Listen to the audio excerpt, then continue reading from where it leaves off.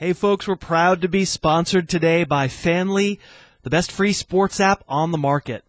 Fanly curates news stories, Twitter feeds, video highlights, and more from over 2,000 sources and sends that info directly to you via an interface that's clean and easy to use. It's available for iPhone and Android for free, and it's great. I use it every day, multiple times a day, and you should too. Download it for free now. That's Fanly, Fanly. Now let's get to the show.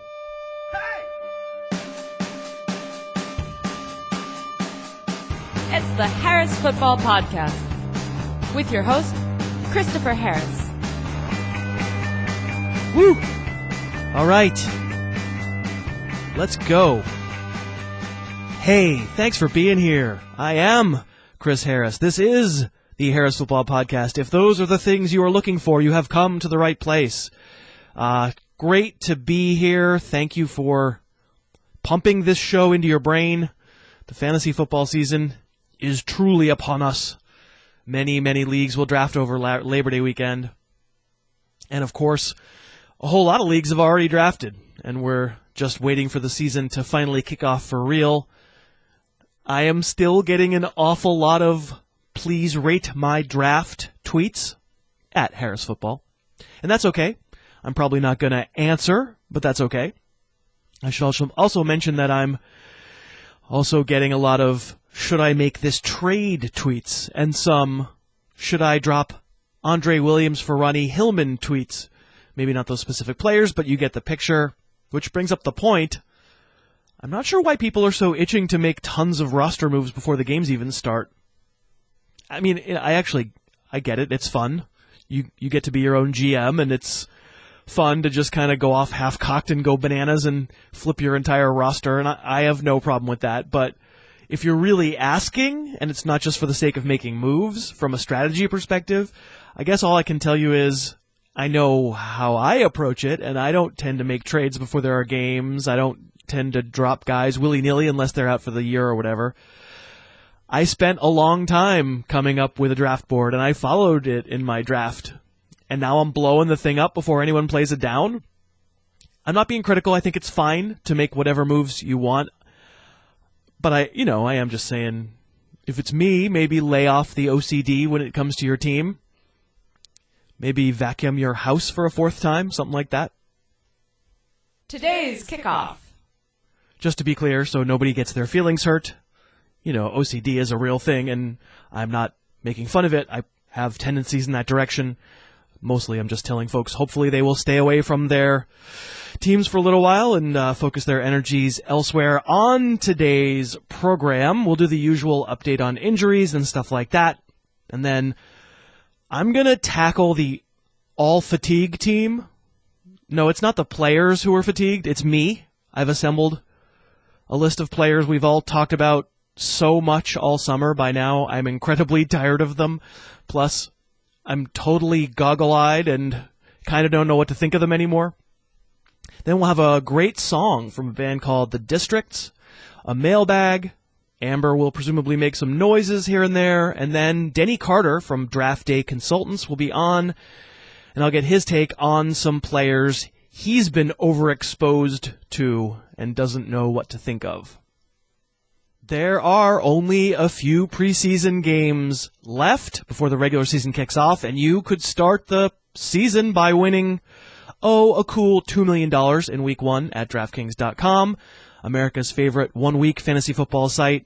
You've heard me talking about DraftKings over the past couple weeks, and yeah, they're a sponsor, but the reason they're a sponsor is I really do play, and I really do think anyone who enjoys commissioner-style fantasy football would totally dig daily fantasy sports. It doesn't detract from your regular leagues. For me, it actually makes Sundays more fun. It's another angle, like you're flexing different muscles. I don't play for high stakes or anything. It's just another way to have fun. Anyway, hurry to DraftKings.com now and use promo code Harris to get a free entry. And don't forget, you can also play for a shot at $2 million in the Week 1 Millionaire Maker. Enter HARRIS at DraftKings.com. That's DraftKings.com. So let's do a quick roundup. Travis Kelce left Monday's practice with an ankle sprain, and Twitter went crazy. So far, the Chiefs say that Kelce is okay. Of course, we know about listening to what teams say. They don't have a lot of incentive to be truthful. So we'll keep an eye on it. At the moment, I haven't lowered Kelce in my ranks. Jace Amaro, sent to injured reserve with his shoulder injury. He is not a tight end sleeper any longer, and the Jets would not appear to have a fantasy-relevant tight end on that roster. Jeff Cumberland, Kellen Davis maybe, not for fantasy, not options.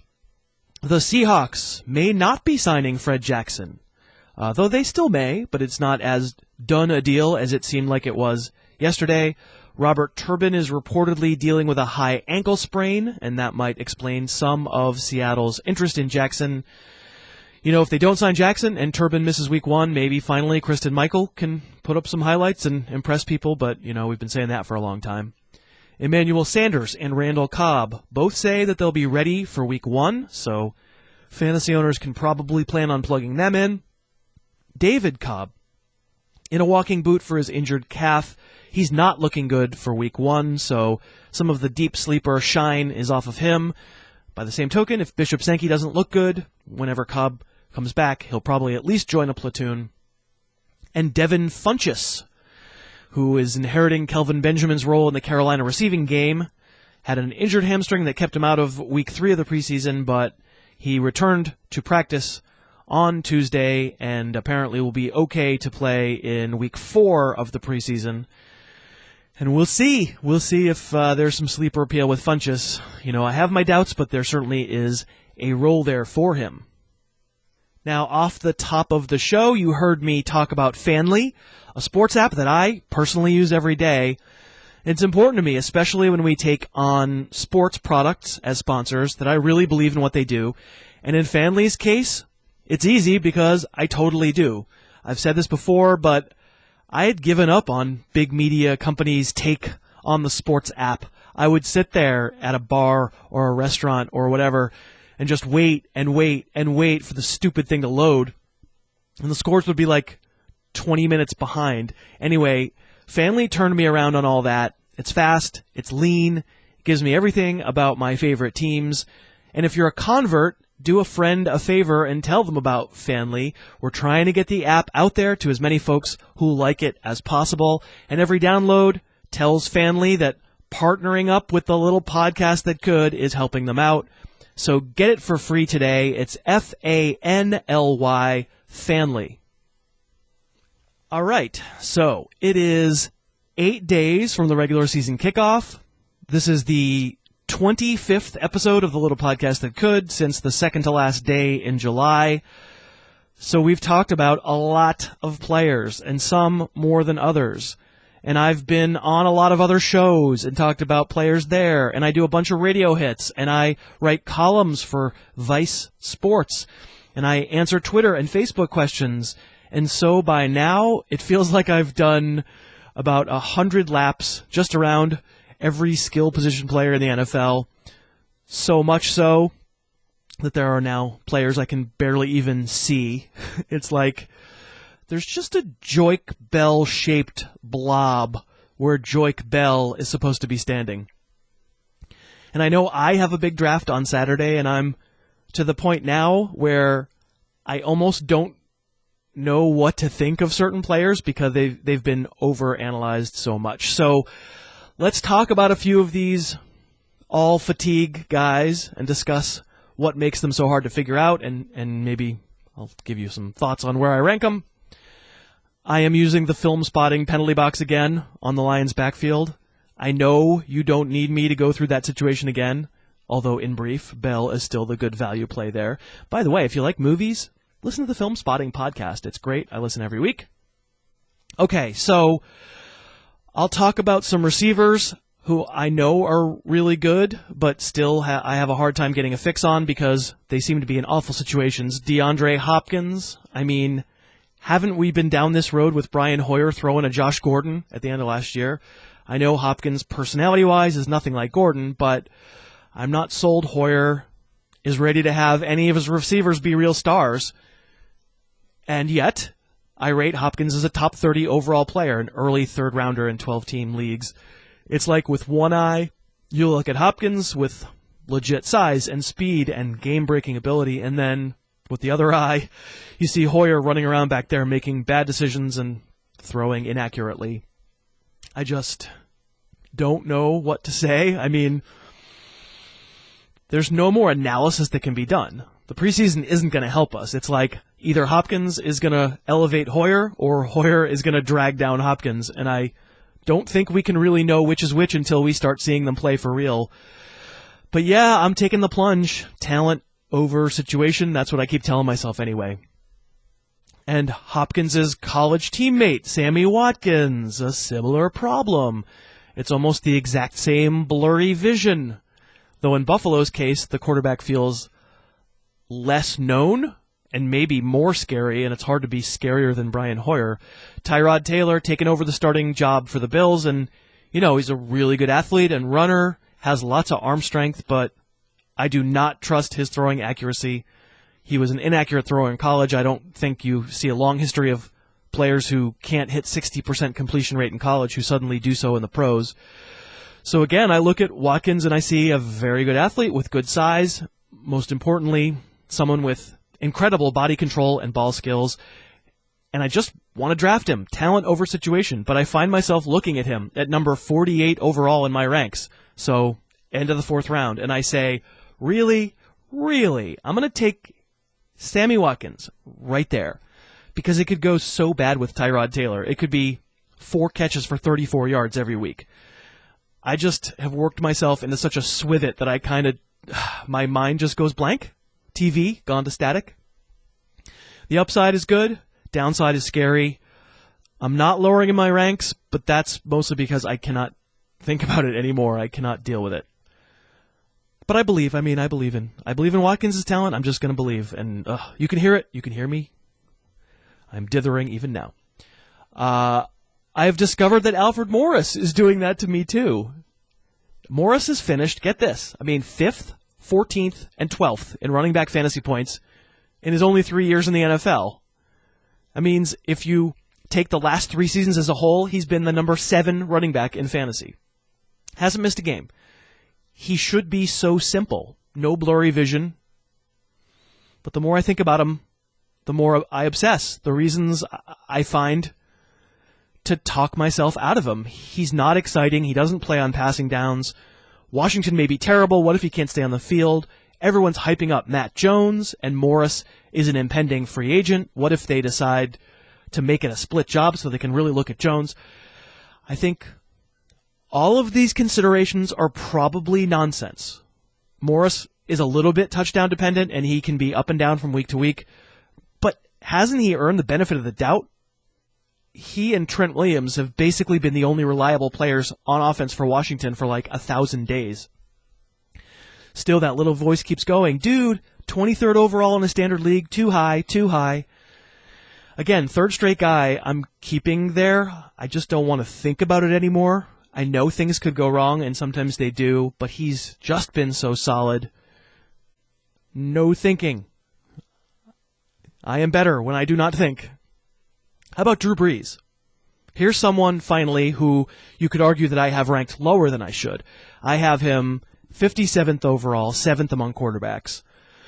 I know there are some people who think that's dumb, that nothing's changed. Brees should be a top 30 overall pick like he's always been. You want to watch the little mouse inside my brain run around? He goes to, in a down year, Drew Brees still threw for over 4,900 yards. He was I think 50 yards away from his 4th straight year with 5,000 passing yards, and that's supposedly a down year. But then the mouse goes to, but there's no Jimmy Graham, no Kenny Stills, just an aging Marcus Colston, and Brandon Cooks, totally unproven.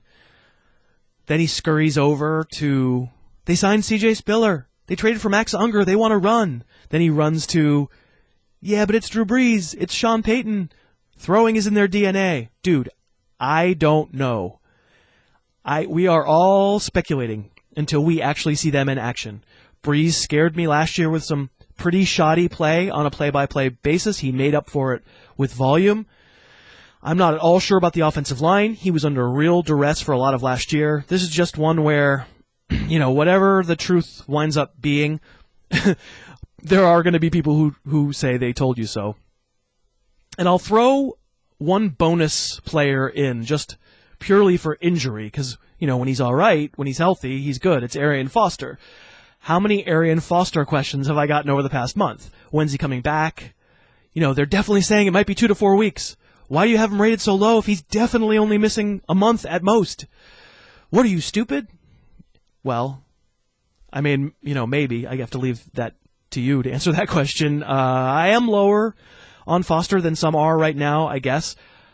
I might be raising him in my year-end ranks once there's more clarity about a return date as the season goes along.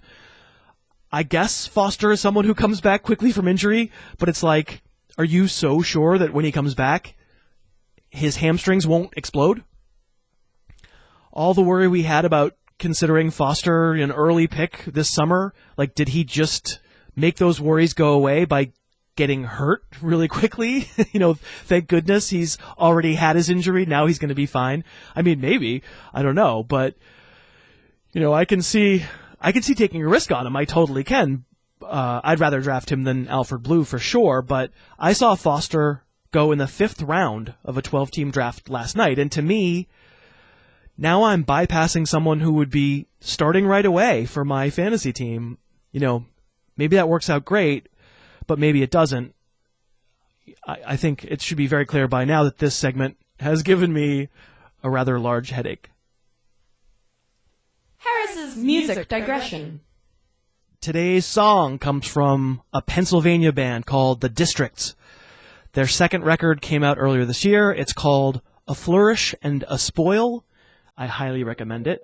I will link to their Twitter handle, and they'll have an entry on our music page on harrisfootball.com. And I hope that you will check them out and consider purchasing this song and others. This song is called Fourth and Roebling. Once again, thank you to The Districts.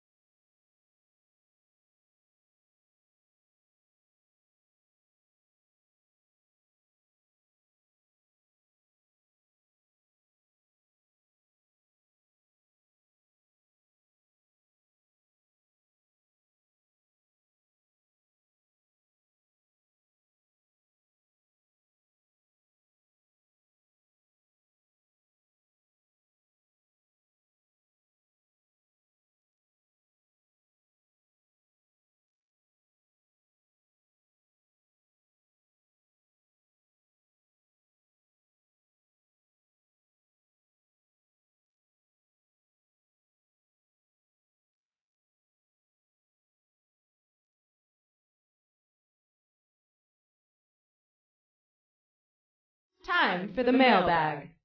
I'm sitting at this bar, and it's one of those little joints that has a stage, and, every Thursday night they let a few guys get up and tell a few jokes. Last night, I swear, Chris Harris was up there telling stand-up. I wouldn't really believe it, but he kept mentioning trash bags and most of the jokes and went on a 2-minute rant about yards per carry being a horrible metric. Anyway, what really topped it off is he ended with this joke. Hey, is that a mirror in your pants? Because if it is, you probably took him way too early. His ADP is out of control. Good night. Yeah, I'm at the bank right now. I'm seeing Christopher Harris here. He's helping some little old lady cash a large check, asking if she wants large bills or small. He's calling me up to the counter right now? Wait a second. That's not him. It looks like Carrot Top actually got a real job. Bye. So I was at a Foo Fighters show the other night, and in the distance I heard someone singing loudly. I investigated and found a guy playing Cody's covers on his acoustic guitar over by the porta potty. He's wearing a Joyce Bell jersey and selling copies of the Super Deep Sleepers from 2012. Turns out it was Christopher Harris. He sounded great. Uh-oh. You know what that gives me permission to do? All right, here we go. Wait.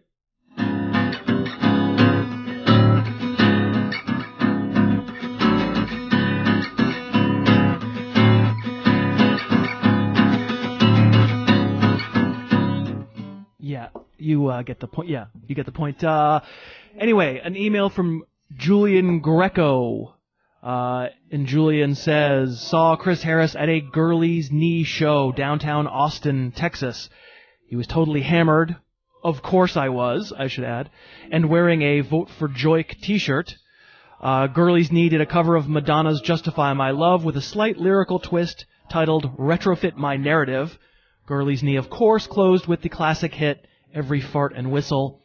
And our buddy Key Rock on Twitter notes that was a very subtle name drop on the podcast today with an illustration of Ed Helms as Andy Bernard in The Office with the quote, I went to Cornell. Ever heard of it? Today's guest. And today's guest is Denny Carter. How are you, Denny? Hey, I'm doing well, Chris. Thanks so much for having me on. Of course. So now, Denny is the owner of Draft Day Consultants, and that's a going concern. His co-host of the Living the Stream podcast, JJ Zacharyson, was on yesterday's show on Tuesday. So we are cornering the market on Living the Stream podcast hosts. Are there any like occasional like guest hosts that we can steal for like half a show? It's a streamer invasion on your show apparently, but yeah, I mean we have a couple people who substitute for me and JJ throughout the season. I can definitely send them your way. I mean clearly since they're just substitutes, they can only do 5 minutes of the Harris Football Podcast at a time. Right. Yeah, it's very limited. Yes. Right. So you can follow Denny at CDCarter13, and I hope you do.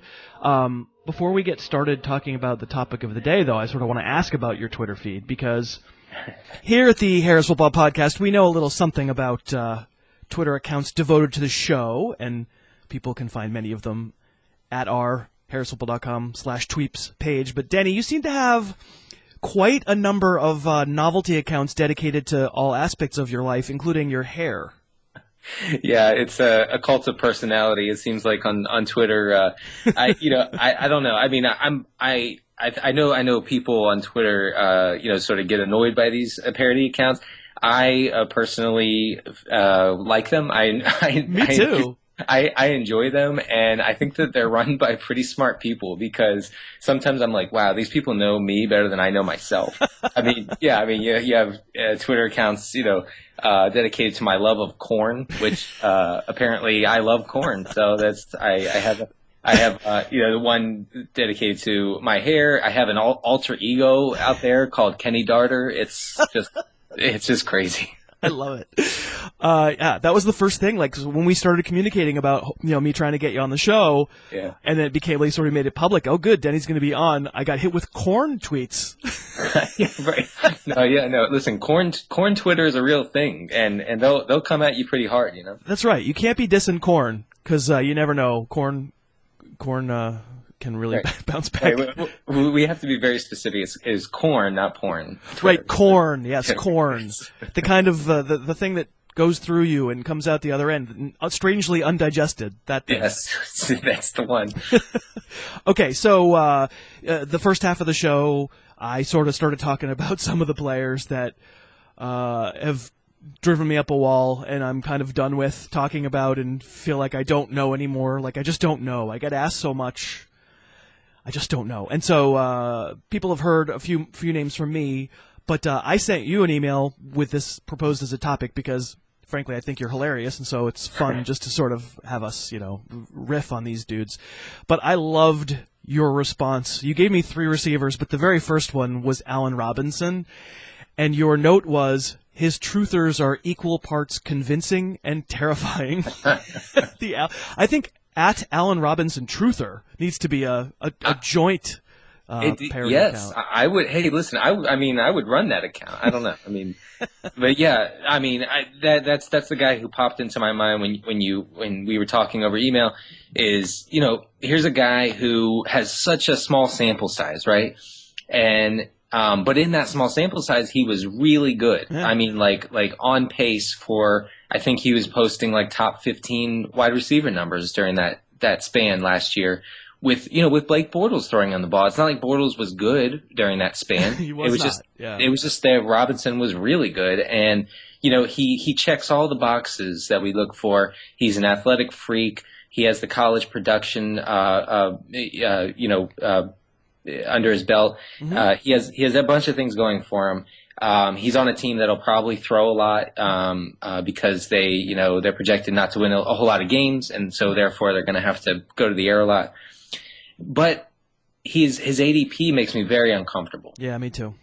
And, it's risen some over the past month. And so you have his, what I refer to. I kindly refer to them as truthers. Look, I'm a truther on players too. I mean, I was a Terrell Pryor truther, for goodness sake, and somehow people still listen to me. But his fans will say, this guy is Josh Gordon circa 2013. Yeah. And in a lot of ways that makes sense to me, because if you remember back to that offseason, Gordon his ADP was rising. He had a small sample size from the year before, which was pretty good. He had a crappy quarterback in Whedon throwing him the ball. He had a bad team, bad offense, but he went on to post, in some ways, an historic season. And so here we go again. It just feels like that story, but I don't know if I'm willing to invest in Robinson at his current ADP. It's just driving me up a wall, like you said. Yeah, and plus you're just thinking about it again and again, and there's a reason to go back and forth, because legitimately you can look at the situation and hate it, and look at the player and think, what if he's Des Bryant? What if he's Josh Gordon? Mm-hmm. What round would you take him? What round would you, in a 12-team draft, would you start to feel comfortable? I mean, I have taken him in the 6th round. Okay. But I see him going in the 5th a lot, and I always end up, I feel like I'm in a situation where there are at least 2 or 3 receivers that are a lot more appealing to me in the 5th, from a floor standpoint. Probably no one has his ceiling in that 5th neighborhood, right? Yeah. Yeah. And he's, and another thing is he's really fun to watch. Like I watched him the other night play against Detroit, and just the way, I mean, he dominates cornerbacks, and you want him on your team, but I'm just not sure if I'm willing to go in on A-Rob. Yeah, so I mean, his average draft position on Fantasy Football Calculator right now, as I'm looking at it, is 66, so early 6th. Yeah. And that probably means there are drafts where he's going significantly earlier, 5th round. I have him probably as more of a 7th rounder, but at some point you're splitting hairs. I think our point for both of us would be, so uncertain that rather not draft him to be a fantasy starter. Rather have him on the bench and let's see what happens. Yeah, ideally, there was one draft that I was in a couple weeks ago where he fell to the 7th, and I just scooped him up immediately, and he's on my bench in that league. So there you go. That I'm very comfortable with that. The 6th, like I said, is fine. But you know what? As a wide receiver 3, I think you could do a lot worse. Yeah, the upside guys are good. Mike Evans, a player whose ADP was skyrocketing until he hurt his hamstring, and has been tumbling a little bit here as we enter Labor Day weekend and the conclusion of fantasy drafts. Can you make yourself love a guy who's hurt? Can you make yourself love a guy who's got a rookie quarterback and another good target at wide receiver? Can you make yourself love him even at the average draft position that's fallen a little bit since the injury? I think that he's fallen by 3 or 4 draft spots from the beginning of the 3rd round to the middle of the 3rd round since that hamstring. And I think you touched on all the points. I mean, is Jameis Winston going to be be? I mean, he doesn't look good yet. He looks really bad, actually. And I tend to think that he has to be an upgrade over Josh McCown last year, because McCown was truly awful. In every statistical way, McCown was a disaster. You also had the fact that Evans scored 40% of his fantasy points in 3 games last year. Mm-hmm. And so that's frightening from a consistency standpoint. I think we all know that Evans is going to have 2 or 3 or 4 monster games. I mean, if he plays 16 games, okay? Could be just because he's such a big body, he's such an explosive guy. He's a guy who will just get jump balls all day long and come down with a lot of them, like Vincent Jackson back in his heyday, Right. And the thing would be okay, you also just described Deshaun Jackson, who's going 3 rounds later. Yeah. And that's why you look at him and it just makes your head spin after a while. I don't know. Stop asking me, people. He's another, like I'm a sucker for like giant receivers. Not New York Giant receivers. No, right. but like the huge behemoth receivers like Evans, and so I tend to really gravitate toward those guys. But again, ADP makes me a little uncomfortable, and like you said with Vincent Jackson, I mean.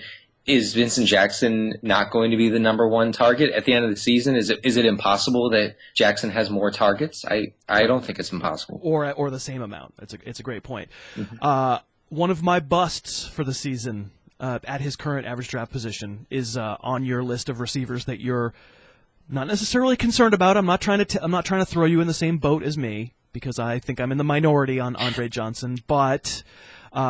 You at least look at him and you get little Daffy Duck spirals in your eyes. Yeah. Now that you've thought about Andre Johnson in a Colts uniform for long enough, you basically want the season to start so you don't have to think about it anymore.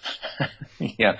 No, that's exactly it. I mean, I also, along with getting big receivers, I also really like to get pass catchers who are attached to elite quarterbacks. And I mean, this has proven a great strategy over and over and over again. You look at a guy like Emmanuel Sanders last year, or Decker in Denver.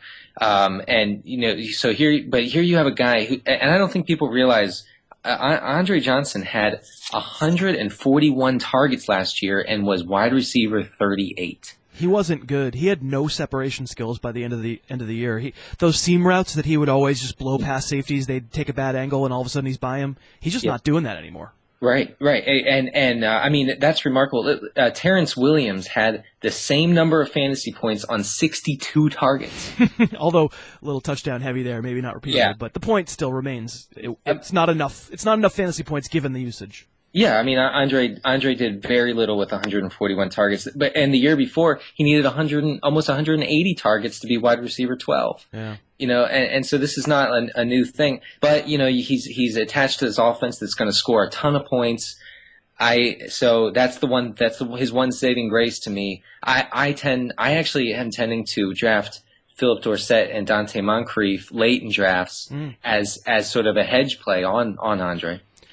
I like it, and actually Moncrief has been higher on my list than most folks, and I haven't quite risen to the Dorsett challenge yet because I worry that, man, can you really play with Dorsett and Hilton in the same receiving core? But the theory is the same for me. I mean, Andre Johnson currently basically a top 40 overall player, and that is really high for a guy who's looked. I mean, to say that that's an automatic, and I've said this on the show several times, but to say that's not an automatic spot, the number. The possession receiver for Andrew Luck. I mean, paging Reggie Wayne, who had, whatever he had, like 700 or 800 yards receiving and 2 touchdowns playing 15 games last year. If it's gone, it's gone. And Andre Johnson, how old is he? 36 now? Something like that? Yeah, I think in that neighborhood, yeah. 35, yeah. I mean, now that we've talked about it, I actually feel good about this, Chris. I feel like I have talked this out of my system. I can't take Andre Johnson at his current ADP. There you go. So there we go. So we actually talked ourselves into a little comfort on these people who are causing us so much gallbladder trouble. Heartburn. Yeah. I want to throw a few other names at you, and these are names that feel like they're that way for me, that I basically it's paralysis by analysis is what it is. It's just like you go around and around. And I wonder, you can just tell me on a scale of 1 to 10 how much you feel the same, or sort of how, no, I've kind of been in line with this guy all the way. So 0 means you're on your own, Harris, and 10 means I need some kaopectate. I can't think about this dude anymore. Okay. How about Carlos Hyde? I would say I'm like middle of the road there. Okay. I mean, he, game flow being what it is he going to get any passing down work? I don't know. Yeah. I mean, Reggie Bush seems like that's what he's there for. Yeah, and the Niners are not going to be in a position where they're going to be able to just run it up the gut 25 times a game. Plus, I think they just named that Jordan Davey as one of their starting guards, and as a Patriot fan, I can tell people that that's not a good thing. He was so bad last year. Mm-hmm. He was part of the problem when Tom Brady was having his September woes last year, Jordan Davey. So that's not a good sign. I've kind of been on the Hyde bandwagon, and I'm staying there, but thinking about it and worrying about it, going back and forth between the talent and the situation. I think he's really talented, but the situation stinks, and so I'm curious. I agree with you. I think he could be really good. His situation might be horrendous. Yeah. How about Latavius Murray, another Bay Area running back? Do you find yourself annoyed by thinking about him at this point? I did. I traded for him in Dynasty a few weeks ago. So I am bullish long term. But that Raiders offense is going to be bad. I mean, it's just going to be bad. And so, getting lead backs is nice, but when they're lead backs on really bad teams, it's kind of pointless for the most part, except for games where the Raiders can stay in it and keep running and keep a balanced offense. And then they have Roy Halou there for possible passing down work. So that makes me nervous too. I'm hearing about a 7.5. Is that about right? Yeah, I'm sorry. I meant to get. Yeah, I would say 8. Yeah. Oh, an 8. Oh, we bumped it up to an 8. Yeah, I'm tired of thinking about Latavius Murray too. Talk about truthers. There are a lot of Raider fans out there who are Derek Carr truthers and are very sure that he's good. And he's so bad. He's not good. Sam Bradford. How tired are you worrying about? I don't think Sam Bradford's very good, but it's a good offensive situation. But his knees are made out of saran wrap. But, it's Chip Kelly in it. They're going to go fast. How tired are you of that? I'm mostly tired of Sam Bradford wearing a jersey that's 4 sizes too big for him. I just want. I mean, can the guy get a regular fitting jersey? I don't. I mean, it looks like the jersey Dan Marino used to wear in like 1991. It's like the opposite in the NBA when you wear the super tight shorts. Yeah. Right. Yeah. No. It was anyway. Bradford. I was all in on Bradford about 2 months ago when no drafts were going on. but he's going at quarterback 13 now. I mean, he's not exactly like free. But if you're in like a savvy league where everybody's taking quarterbacks really late and he drops and drops and drops, then I really do like him. Chip Kelly's quarterbacks produce. We saw Mark Sanchez last year, on Living the Stream with JJ, we were kind of laughed at for saying, hey, Mark Sanchez, good start this week, in his first game as starter.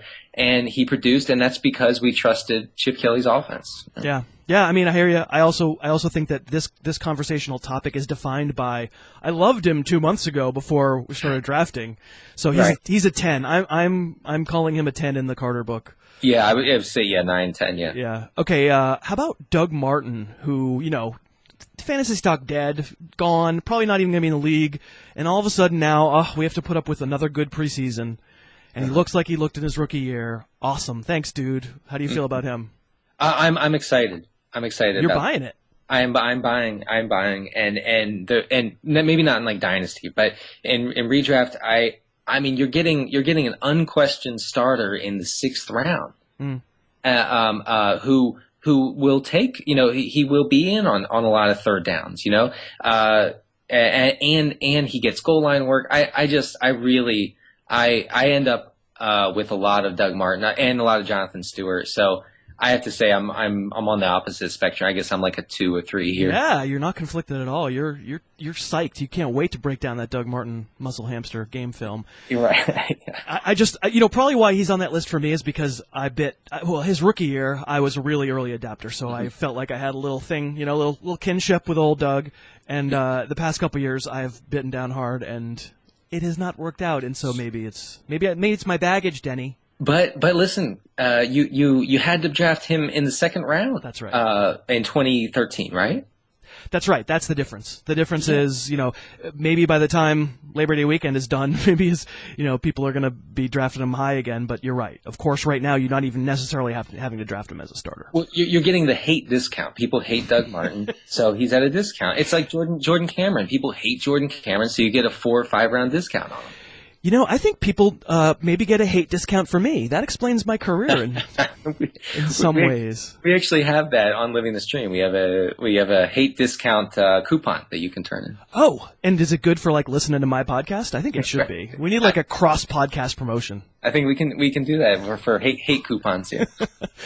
Denny, you're a really fun guest to have on. I really appreciate you being here, and it's so cool that we got both halves of the podcast on in the same 2-day span. It was not intentional on my part, but it worked out great. I I'm super psyched to have had you on. Yeah, no, thanks so much, Chris. I'll join you this season if you want to have me back. I certainly do. And so you can find Denny on Twitter. I hope the last 20 minutes have convinced you that he's a very funny guy and knows his stuff. He is at CDCarter13. Again, the podcast that he and JJ do is Living the Stream. It's really worth your time because, as I think all of my fans know, I'm a huge believer in waiting on the less scarce positions, and that's basically what JJ and Denny are talking about. If you waited, who you're streaming. It's a great show. So, Denny, a full ringing endorsement from the HFP, the little podcast that could. Thank you again. Thank you.